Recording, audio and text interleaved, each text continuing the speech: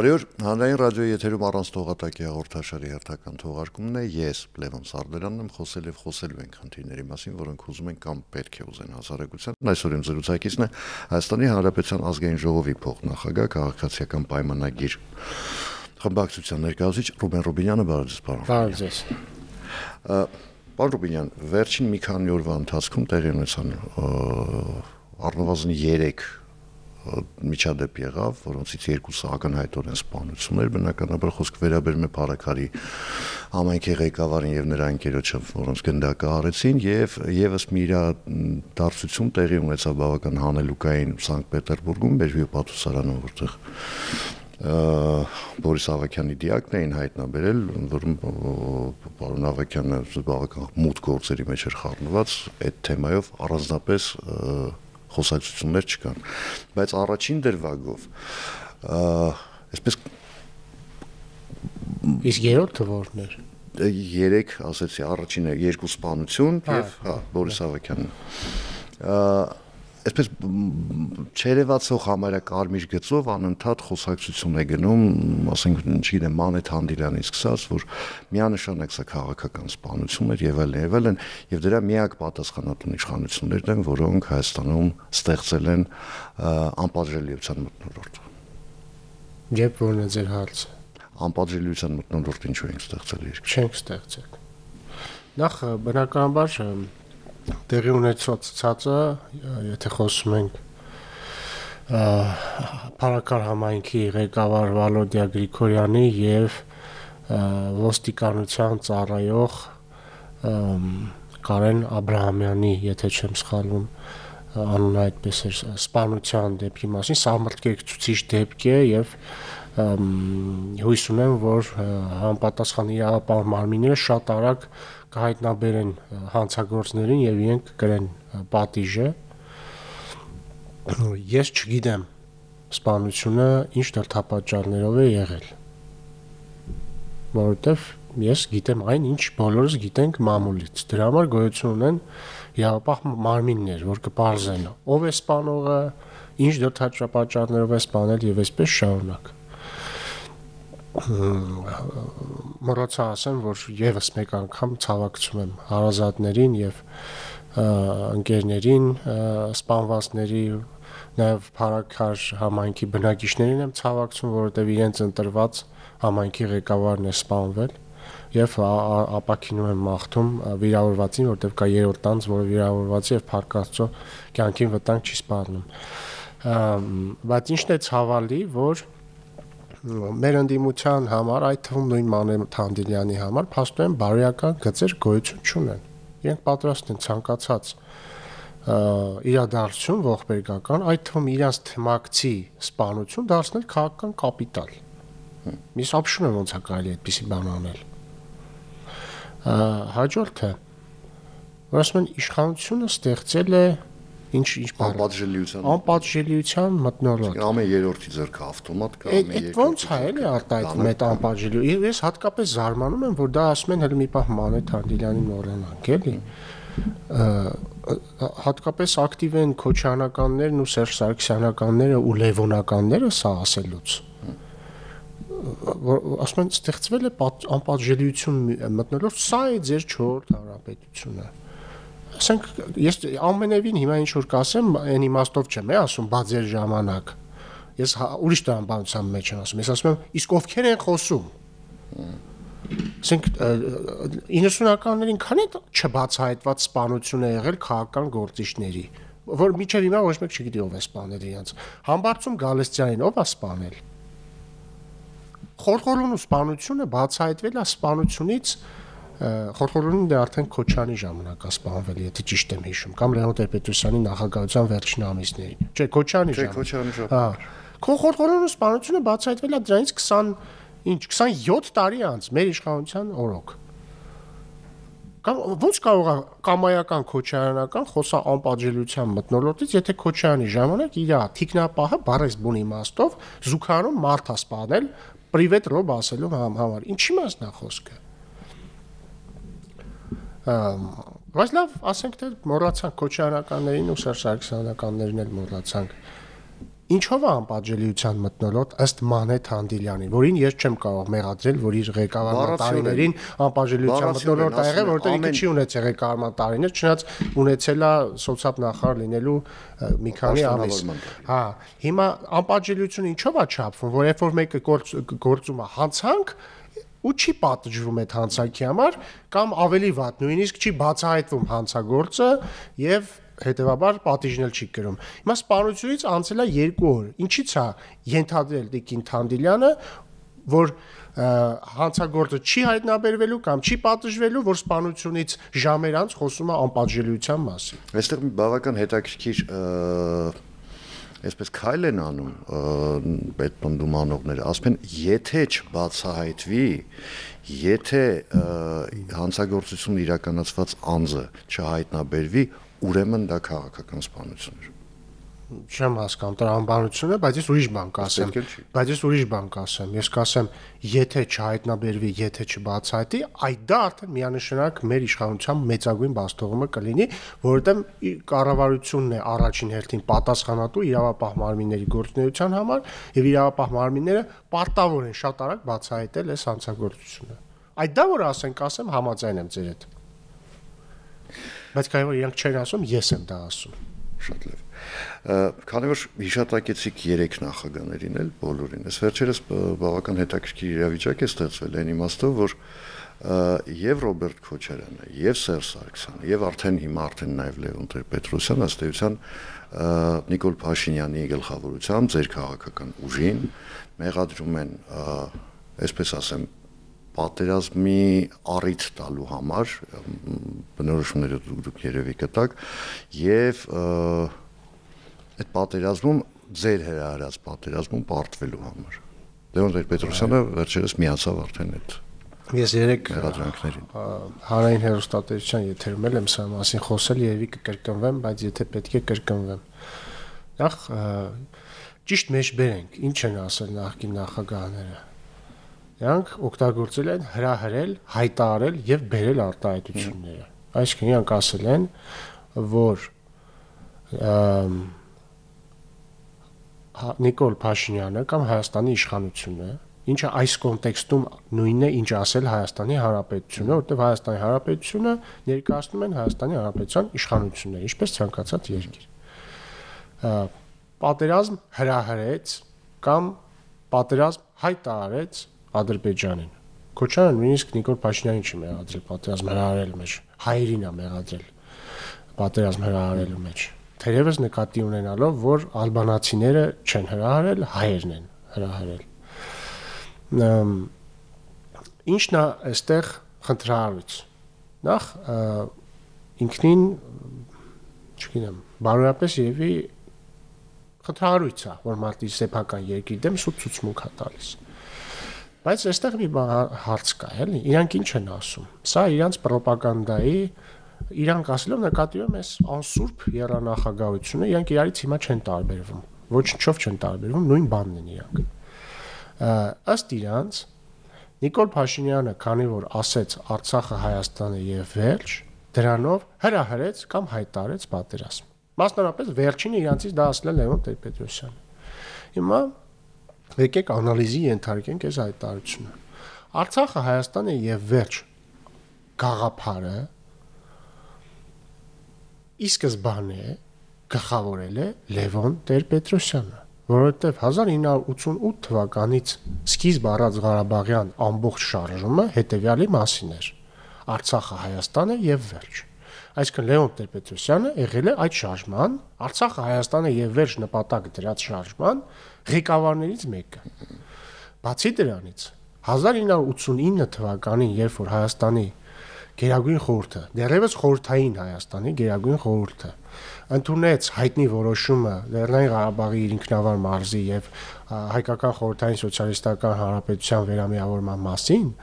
այդ որոշման նախագծի տեքստի հեղինակը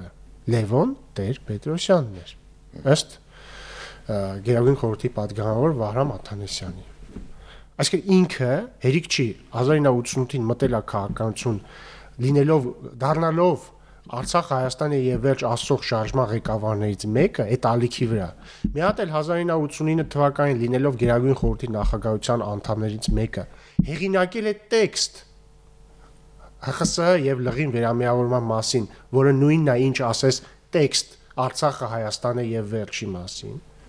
Մի հատ էլ դրա հաջորդ տարին, երբ որ Հայաստանի Գերագույն խորհուրդը ընդունեց անկախության հռչակագիրը, հողում արել նախորդ, ասինքն 1989-ի վերամիավորման փաստաթղթին, այսինքն մի հատ էլ հռչակագրում է հողում արել Արցախ Հայաստանը եւ վերջին, այստեղ շատ կարեւոր շեշտադրում անեմ, սա չի նշանակում, որ Ադրբեջանը ճիշտ է ասում, որ մեր սահմանության մեջ տարածքային պահանջներ կան Ադրբեջանի, որտեղ ըստ մեր սահմանադրական դատարանի վերջնական որոշման նախորդ տարի հրապարակված անկախության հռչակագիրը ինքնին Հայաստանի սահմանության մաս չի, Հայաստանի սահմանության մաս են անկախության հռչակագրի միայն այն հատվածները, որոնք ուղիղ մեջբերված են, ուղիղ գրված են սահմանության մեջ, հետեւաբար լղիմին վերաբերող հատվածը մեր սահմանության մաս չի։ Սա շարքումներից խուսափելու համար։ Հա, բայց վերադառնանք։ Այսինքն մի հատ է Լևոն Տեր-Պետրոսյանը անկախության հռչակագրի տակ է դրել Արցախը, Հայաստանը եւ վերջ գաղափարը։ Որից հետո սկսվել է պատերազմ։ Եթե ես լինեի իր տրամաբանության մեջ, իրենց երանախագահության, եղկելի տրամաբանության մեջ, կասեի, եւ այսպիսով նրանք պատերազմ բերեցին Հայաստան, բայց չեմ ասի, որտեվ ես սրիկա չեմ։ Բայց հետո եղել է պատերազմ։ Հազարավոր զոհեր, որից հետո 94 թվականին կնքվում է հրադադար, բայց այդտեղ մի պահ դադար տանք, էլի։ Ինչ եմ սա ասում։ Ուզում եմ ասել, եթե ըստ Տեր-Պետրոսյանի, Քոչարյանի, Սերժ Սարգսյանի Արցախը Հայաստանն է եւ վերջ ասելը նշանակում է հայտարարել պատերազմ Ադրբեջանին, իրանց եղկելի տրամաբանությամբ, նույն Լևոն Տեր-Պետրոսյանի տրամաբանությամբ, ինքը ոչ միայն դա ասել է, այլև փաստաթղթավորած դրել է Հայաստանի Հանրապետության հիմնադիր փաստաթղթի տակ այդ արտահայտությունը։ Ես ասելով նկատի չունեմ, որ ես ասում եմ ոչ Տեր-Պետրոսյան, դուք եք պատերազմ հայտարարել Ադրբեջանին։ Ոչ, ես դա չեմ ասում։ Ես ասում եմ, որ իր աղճատված եւ եղկելի տրամաբանությամբ է այդպես ստացվում եւ խորհուրդ եմ տալիս հրաժարվել այդ աղճատված եւ եղկելի տրամաբանությունից։ Բայց ասենք առաջ, նույն Տեր-Պետրոսյանը ասում է եւ էլի իր այդ հոգեզավակները Քոչարյանն ու Սարգսյանը ասում են, որ իրենց հարցում են, բայց վարչապետ Փաշինյանը ասում է եկեք բանավեճի, ինչ եք ձեր պրոքսիների միջոցով բակային անտաղանդ պրոքսիների միջոցով իրեն պատասխանում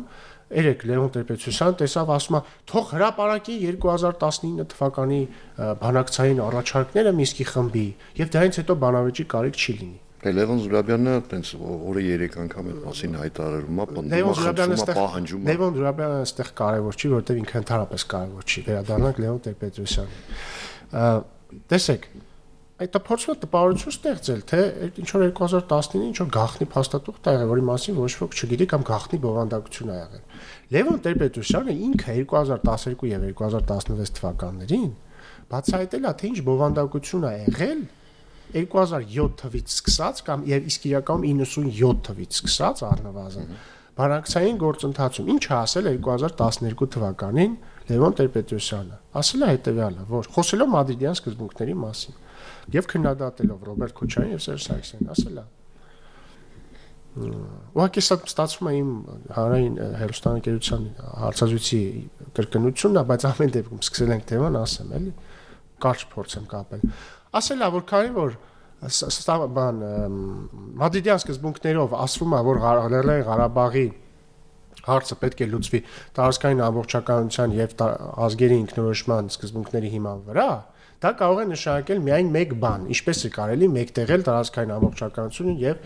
ինքնորոշում Ադրբեջանի տարածքային ամբողջականության շրջանակներում, հետեւաբար Լեռնային Ղարաբաղը որպես ինքնավարություն Ադրբեջանի կազմում, հետեւաբար Լեռնային Ղարաբաղը Ադրբեջանի կազմում։ Հետո 2016 թվականին Լևոն Տեր-Պետրոսյանը, նույն Լևոն Տեր-Պետրոսյանը ասել է հիմա, այսինքն 16 թվականին, ցեղանին եղած առաջարկները, կրկնում եմ, այդ առաջարկներն են Մադրիդյան սկզբունքներից բխում։ Ընդհանրապես 2007 թվականից սկսած Մադրիդյան սկզբունքների ընդունումից սկսած հետո ինչ առաջարկ եղել է, բխել է Մադրիդյան սկզբունքներից։ Ասել է այսօրվա առաջարկը մոտավորապես նույնն է, ինչ 97 թվականի առաջարկը։ Այսինքն մոտավորապես ուզում եմ ասել 97 թվականի առաջարկի ոգին էլ է նույն Մադրիդյան սկզբունքների մեջ հետևաբար Լեռնային Ղարաբաղ Ադրբեջանի կազմում։ Հետևաբար ինչ պիտի լիներ 2019-ի առաջարկը։ Էլի բան, որը բխում էր Մադրիդյան սկզբունքներից, որը ենթադրում էր վերջում Լեռնային Ղարաբաղ Ադրբեջանի կազմում։ Իդեպ 19-ի փաստաթուղթը սկսում է հետևյալ բառերով. Հայաստանի եւ Ադրբեջանի նախագահը եւ Հայաստանի նախագահը։ 2019-ին Հայաստանի նախագահը Նիկոլ Փաշինյանը չէր։ Եվ Արմեն Սարգսյանն էլ չէր բանակցում։ Հետևաբար դա Սերժ Սարգսյանի նախագահության վերջի ամփոփակ գիրն էր։ Բայց շատ չկրկնվեմ, հետաքրքրողները կարող են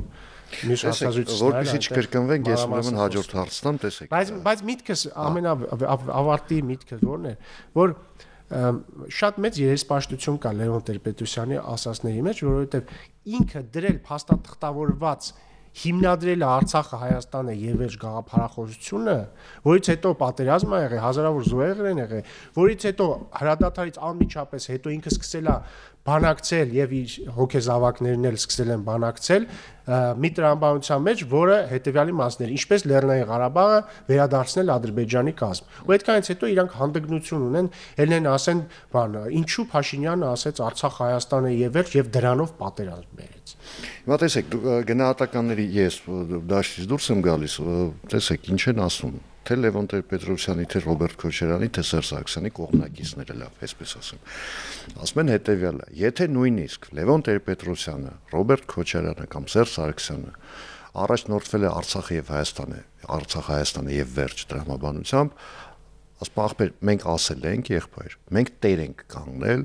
18 թվականին Արցախը ըստ էության Հայաստանի կազմում փոխանցել ենք Նիկոլ Փաշինյանին։ Դուք չէիք կարողանում պահեիք, չասեիք։ Թե ախր բան է, էլի։ Այսինքն իրաց տրամաբանությամբ պատճառահետևանքային կապ պատմությունը չունի, հա։ Այսինքն իրաց տրամաբանությամբ ինչ որ բան կարելի է անել, այդ պահին բան չլինի ու հետոն արդեն կապ չունի։ Այսինքն իրաց տրամաբանությամբ աշխարհը ստեղծվել է 2018 թվականին, հա։ Այդ կարապետիչի սիմպտոմ եմ ես։ Չէ, բայց ասենք եկեք շատ լավ եկեք չափենք։ Եկեք չափենք։ Տենց 90-ականների վերջին Հայաստանի եւ Ադրբեջանի ռազմական կարողությունների բանը, հարաբերակցությունը տենց հավասար էր։ Կամ Ադրբեջանի մի քիչ մեծ էր, բայց մոտարապես հավասար էր։ 2018 թվականի դրությամբ Ադրբեջանի ռազմական բյուջեի չափը, ռազմական տեխնիկայի քանակությունը, ամեն ինչը մի քանի անգամ բարձր էր Հայաստանից։ 10-11 թվականներից սկսեց փոխվել։ Հետևաբար, հիմա ո՞նց ենք համեմատում, այսինքն ինչ պետք է աներ Փաշինյանը, պետք է գար եւ մեկ օրում իրանց 20 տարվա մեջ մսխած ռազմական պոտենցիալը վերականգներ։ Լավ օրերին ամեն ինչ էլ կարելի է ասել առանց մտածելու հետևանքների մասին, բայց այդ հետևանքը քո, եթե դու չես մտածում հետևանքների մասին, այդ հետևանքները գալիս են, չէ՞ քո հետևից։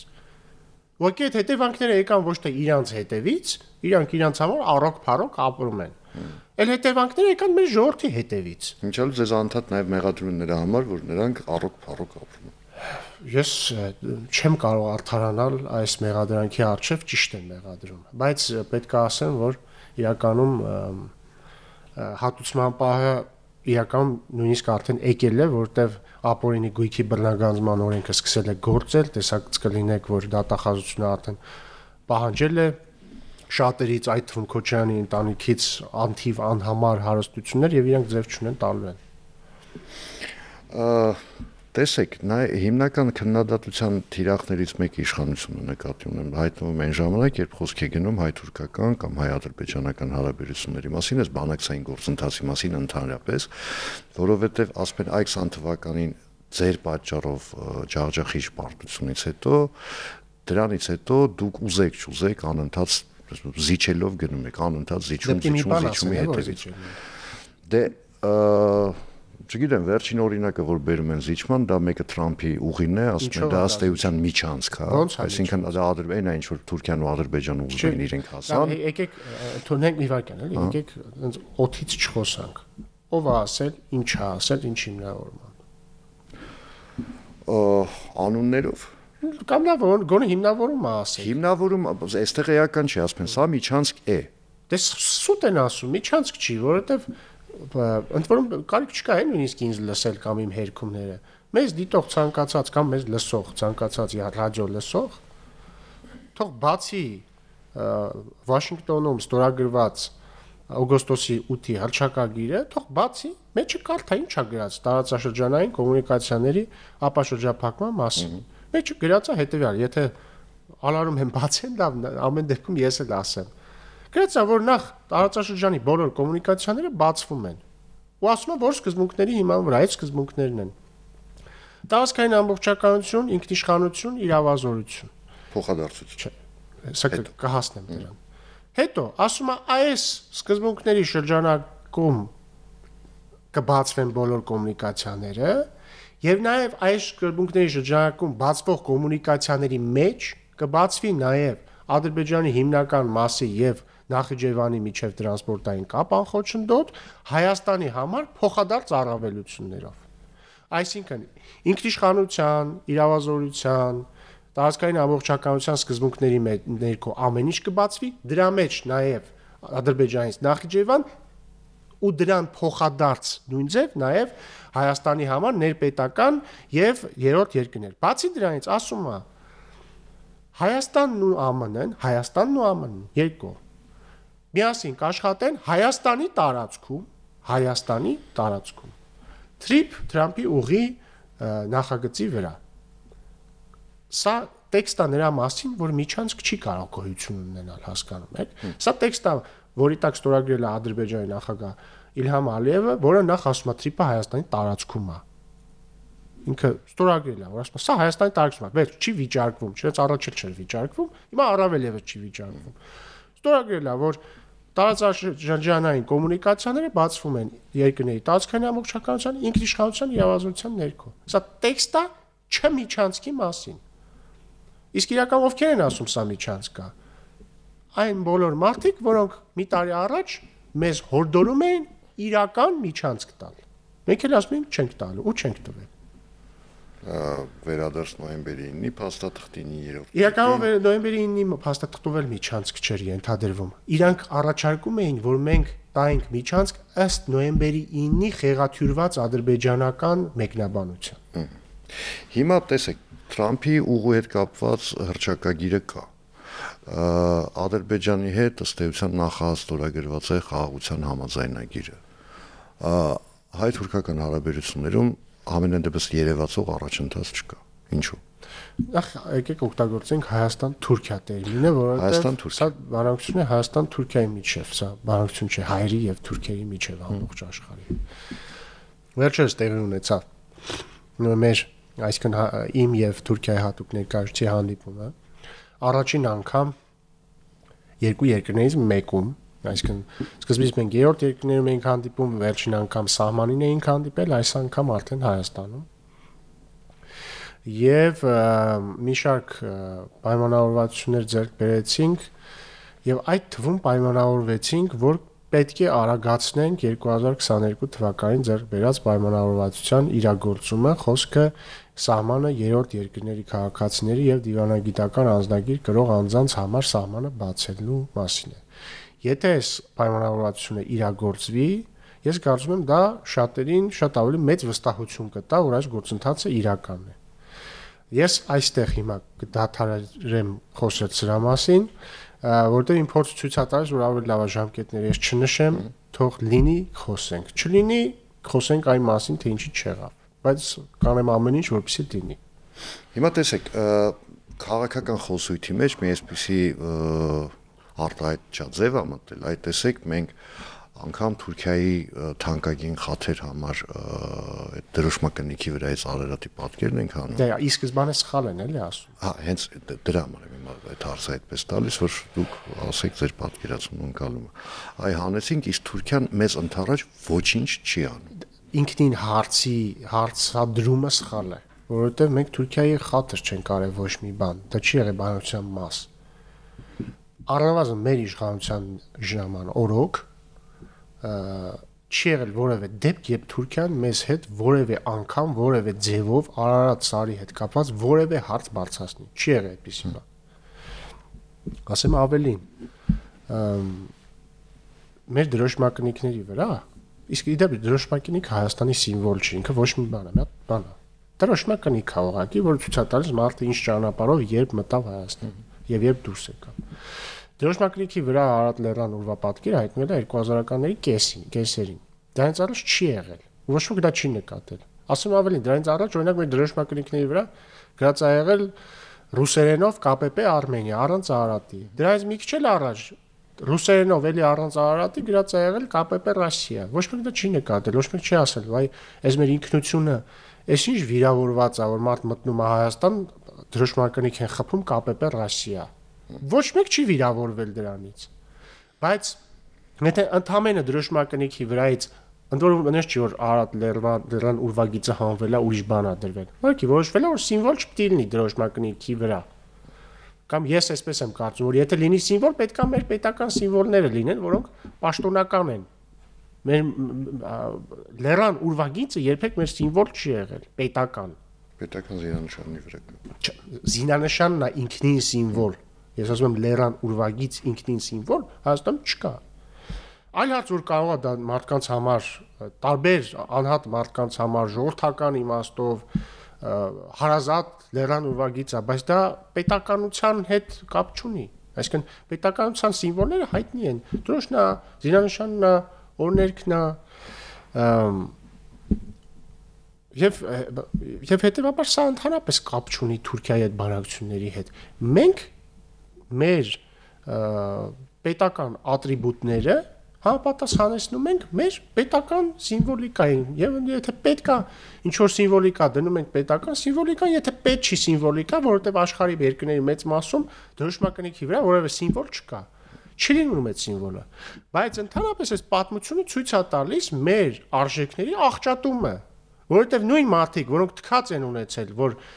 տարիներ առաջ մեր դրոշմակնիկի վրա ռուսերենով գրած է եղել ԿՊՊ Ռոսիա, իրանց ինքնությունը չի վիրավորվել։ Բայց ինչ հատ է մեզ համար շատ հարազատ լեռան ուրվագիծը չպետք է լինի դրոշմակնիկի վրա։ Իրանց ինքնությունը վիրավորվել է։ Սրանից բխում է, որ ինքնությունը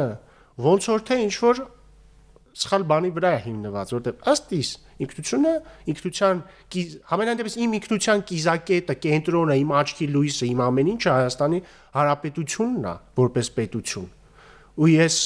իմ ինքնությունը վիրավորվեր, եթե իմ դրոշմակնիկի վրա այլ լեզվով գրված լիներ այլ երկրի անուն, ոչ թե սենտիմենտալ ուրվագիծ։ Այս անմարդարության ասենք, որ մենք ես ու դուք էլ դա չենք նկատել ժամանակին, որտեղ ուշադրություն չենք դարձրել։ Դե ես այն ժամանակ փոքր էի, չէի ճանապարհորդում, այ դուք պետք է նկատել։ Այ ես պետք է նկատած լինեի։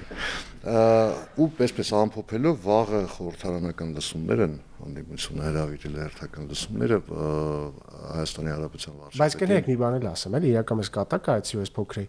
Բայց այո, մենք ու դուք ասելով, մենք բոլորս չենք նկատել, որովհետև մենք երբ որ ասում ենք իրական Հայաստանի գաղափարախոսությունն է պետք առաջ տանել։ Մենք ոչ չենք ասում 30 տարի բոլորը սխալ էինք, մենք ճիշտ էինք, գիտեինք եւ մենք սկզբից էլ գիտեինք որ սենց էր։ Ոչ, մենք բոլորս նույն արժեք համակարգի մեջ ենք եղել միշտ։ Մենք անձամբ մենք նույնպես։ Բայց մենք հիմա կարծում ենք որ մենք պետք է սովորենք, չէ՞ մեր կյանքից։ Եվ մենք նույնպես եկել ենք հետևությունների մեր կյանքի բնույթով եւ ապրել ենք իրար հետ բոլորս։ Մենք մեզ չենք առանձնացնում մեր հանրությունից։ Ամփոփելով վաղը լսումներ են խորհրդարանում Հայաստանի Հանրապետության վարչապետին անվստահություն հայտնելու հարցով մասնակցելու եք։ Ոչ։ Ինչու՞։ Բայց ինչի՞ պետք է։ Ես կսպասեմ կրկեսը վերաբացվի, չնայած այս տեմպերով դժվար վերաբացվի, որովհետեւ մեր ձևիստները 10 տարի չեն կարողանում մի հատ կրկես սարքել։ Կգնամ այնտեղ, ես ինչ գործ ունեմ կեղծ լսումների հետ։